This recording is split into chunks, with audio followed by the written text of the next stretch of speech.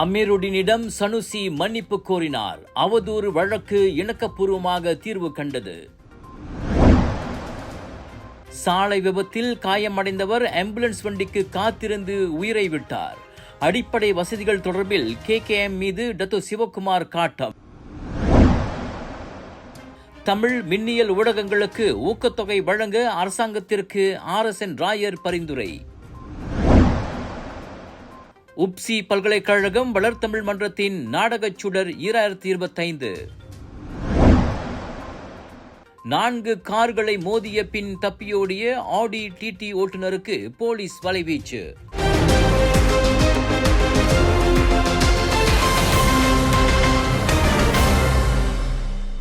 Kedah Menteri Besar Dato' Sri Mohamad Sanusi Mohamad Noor, Selangor Menteri Besar Dato' Sri Amiruddin Syariயிடம் உயர் நீதிமன்றத்தில் மன்னிப்பு கேட்டுக்கொண்டதைத் தொடர்ந்து அவர் தொடுத்திருந்த அவதூறு வழக்கிற்கு சுமூகமாக தீர்வு காணப்பட்டது.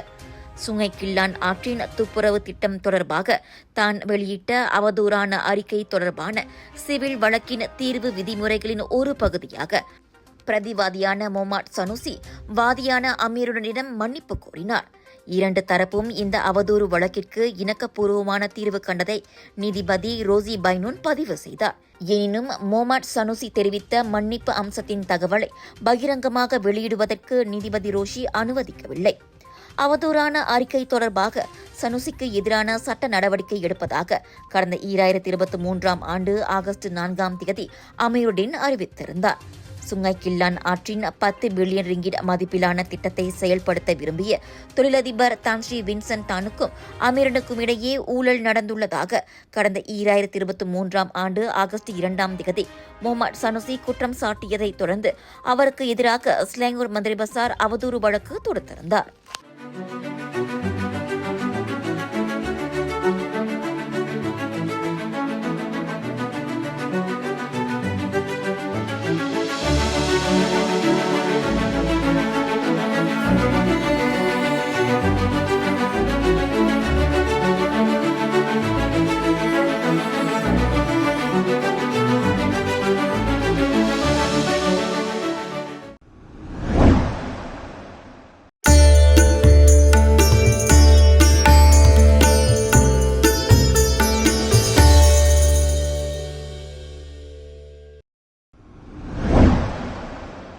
மக்கள் பிரச்சினைகளை மடானி அரசாங்கம் தீர்க்கும் தகவல்கள் மக்களை, குறிப்பாக இந்தியர்களை சென்றடைய வேண்டும். அப்போதுதான் அரசாங்க திட்டங்கள் குறித்தும் அது எடுக்கும் முயற்சிகள் குறித்தும் மக்களுக்கு தெரிய வரும். அத்தகைய செய்திகளை மக்களிடத்தில் கொண்டு சேர்ப்பதில் உள்ளூர் தமிழ் ஊடகங்கள் செவ்வனே செய்து வருகின்றன. எனவே வணக்க மலேசியா உள்ளிட்ட மின்னல் மற்றும் இலக்கவியல் ஊடகங்களுக்கு அரசாங்கம் நிதி உதவியோ ஊக்கத்தொகையோ அளிக்க முன்வரலாமே என ஜெலுத்தோங் நாடாளுமன்ற உறுப்பினர் RSN Rayar பரிந்துரைத்துள்ளார். Pada masa yang sama, saya juga ingin mencadangkan bahawa kita juga memberi penekanan kepada media elektronik dan digital yang melibatkan bahasa-bahasa Malaysia, bahasa Cina dan bahasa Tamil. Di kesempatan ini saya ingin memohon kepada kementerian, saya sedia maklum bahawa terdapat beberapa platform media digital dan elektronik Tamil di mana mereka menyiarkan berita-berita mengenai semua langkah-langkah yang diambil oleh kerajaan untuk mengatasi masalah-masalah yang dihadapi oleh rakyat, iaitu penyelesaian masalah rakyat dan sebagainya, terutamanya kepada masyarakat India. Saya menggunakan kesempatan ini untuk menyeru menteri, kalau boleh terdapat apa-apa tabung dana dalam kementerian untuk diagihkan kepada media digital dan elektronik Tamil yang telah saya nyatakan tadi, supaya kita dapat menyebarkan inisiatif dan langkah-langkah yang diambil oleh kerajaan Malaysia Madani, terutamanya yang dipimpin oleh Amat Berhormat Perdana Menteri, untuk menyelesaikan masalah yang melibatkan masyarakat India.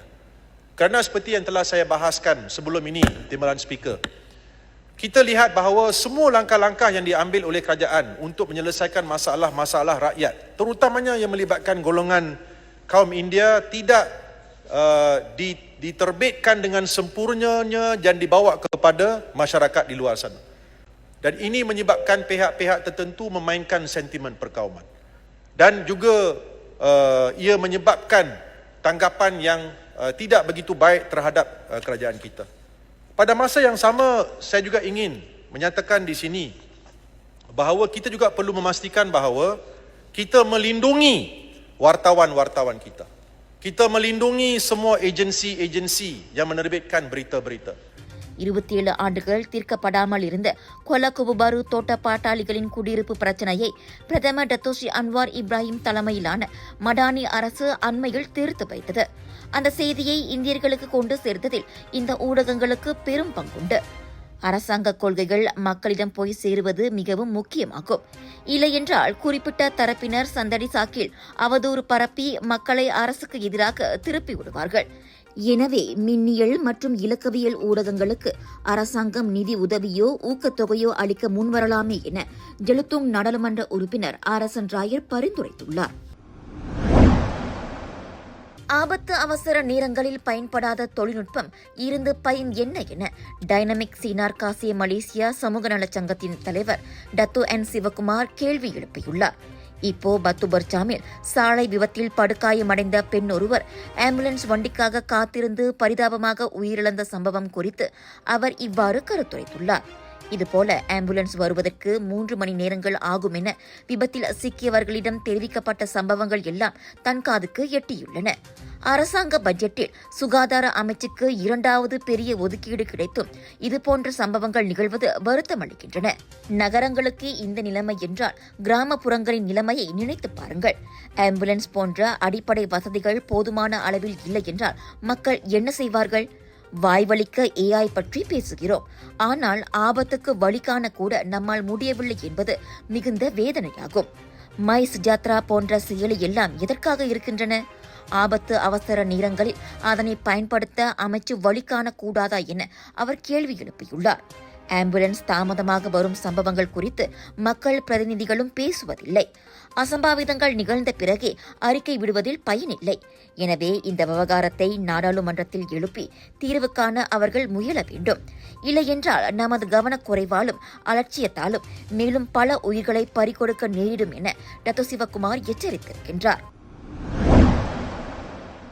மீண்டும் மலர்ந்துள்ளது உப்சி பல்கலைக்கழக வளர்தமிழ் மன்றத்தின் நாடகச் சுடர் 2025 போட்டி. 8 ஆண்டுகளாக நடைபெற்று வந்த இந்த போட்டி கோவிட் தொற்று காரணமாக சில ஆண்டுகள் நடைபெறவில்லை. இந்நிலையில் இவ்வாண்டு மே மாதம் 3ஆம் தேதி உப்சி பல்கலைக்கழகத்தின் பங்கோங் பர்ச்சுபான் கேம்பஸ் சுல்தான் அஸ்லான் ஷாவில் காலை 9 மணி முதல் மாலை மணி 6 வரை இந்த நாடகப் போட்டி நடைபெறவிருக்கிறது. இப்போட்டியில் அனைத்து பொது பல்கலைக்கழகங்கள், தனியார் உயர்கல்வி நிலையங்கள், ஆசிரியர் பயிற்சி கல்லூரிகள் மற்றும் தொழில் கல்லூரிகள் ஆகியவற்றின் நாடக குழுக்கள் பங்கேற்க அழைக்கப்படுகின்றன. தேசிய நிலையில் நடைபெறும் இந்த போட்டியில் முதலில் கலந்து கொள்ளும் 10 குழுக்களுக்கு மட்டுமே வாய்ப்பு வழங்கப்படும். இந்த போட்டியில் முதல் நிலையில் வெற்றி பெறும் குழுவுக்கு சுழல் கிண்ணத்தோடு 2000 ரிங்கிட் தொகையும், 2வது இடத்தை பெறும் குழுவுக்கு வெற்றி கிண்ணமும் 1500 ரிங்கிட்டும் மற்றும் 3வது இடத்தை பெறும் குழுவுக்கு வெற்றி கிண்ணமும் 1000 ரிங்கிட்டும் பரிசாக வழங்கப்படும். அதோடு இந்த போட்டியில் சிறந்த கதை மற்றும் சிறந்த நடிகர் விருதும் வழங்கப்பட உள்ளது. ஆர்வமுள்ள மாணவர்கள் சமூகவியல் திருக்குறளை மையமாக கொண்ட நாடகங்களை படைக்கும்படி கேட்டுக் கொள்ளப்படுகின்றனர். இந்த போட்டிக்கான பதிவு மார்ச் 20ஆம் தேதி வரை திறக்கப்பட்டுள்ளது. மேல் விவரங்களுக்கு திரையில் காணும் எண்களுக்கு தொடர்பு கொள்ளலாம். உங்கள் சிறந்த ஆரோக்கியத்திற்கு அளவான எண்ணெயுடன் சிறந்த முறையில் தயாரிக்கப்பட்ட சைவம் அசைவத்திற்கும் பொருந்தும் சூப்பர் ஊறுகாய், பச்சை கொடி சிவப்பு மீன் சின்னம் கொண்ட ஸ்ரீ மீனாட்சி ஊறுகாய். ஜோஹர் பாரு தமன் அப்பாட் ஜலன் சரிகலாவில் ஞாயிற்றுக்கிழமை இதர 4 வாகனங்களை மோதிய பின் தப்பியோடிய ஆடி டிடி ஓட்டுநரை போலீசார் தேடி வருகின்றனர். மாலை மணி 7:15 அளவில் நடைபெற்ற அந்த விபத்தில் 5 வாகனங்கள் சம்பந்தப்பட்டதாக தென் ஜோஹர் பாரு போலீஸ் தலைவர் துணை கமிஷனர் ரவுப் ஸ்லாமாட் தெரிவித்தார். ஜலான் டத்தோ சுலைமானிலிருந்து வந்த ஆடி டிடி ஜலான் அரிமாவிலிருந்து வந்த புரோட்டோன் பர்சோனா காரை மோதியதைத் தொடர்ந்து ஆடி டிடி கார் கட்டுப்பாட்டை இழந்து சாலையின் இடதுபுறத்தில் நிறுத்தி வைக்கப்பட்டிருந்த இதர 3 கார்களை மோதியது. இந்த சம்பவத்தில் அந்த வாகன ஓட்டுநர்கள் காயமடையவில்லை. இந்த விபத்து குறித்து ஆடி டிடி ஓட்டுநர் இன்னும் போலீசில் புகார் செய்யவில்லை. சம்பந்தப்பட்ட அந்த ஓட்டுநர் மேல் விசாரணைக்காக தென் ஜோஹர் பாரு போக்குவரத்து அமல் மற்றும் விசாரணை துறையிடம் புகார் அளிப்பதற்கு முன் வரும்படி ராவ் சலாமத் கேட்டுக் கொண்டுள்ளார். இந்த தேங்காய் எண்ணெய் சமையல்ல அப்படி என்ன ஸ்பெஷல் இருக்கு? கேரளாவிலிருந்து தயாரிக்கப்பட்ட ரேனாயூர் சமையல் தேங்காய் எண்ணெயில சமையல் செஞ்சு சாப்பிட்டா தரமாவும் இருக்கும், அறுசுவையாவும் இருக்கும்.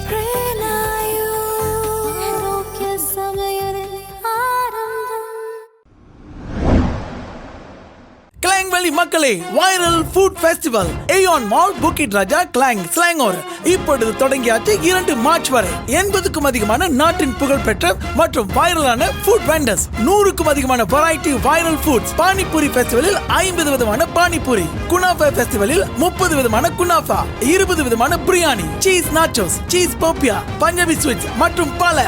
ஏயான் மால் புக்கிட் ராஜா கிளாங் ஸ்லாங்கோர். திரண்டு வாருங்கள், பிக் சேல், பிக் டிஸ்கவுண்ட்.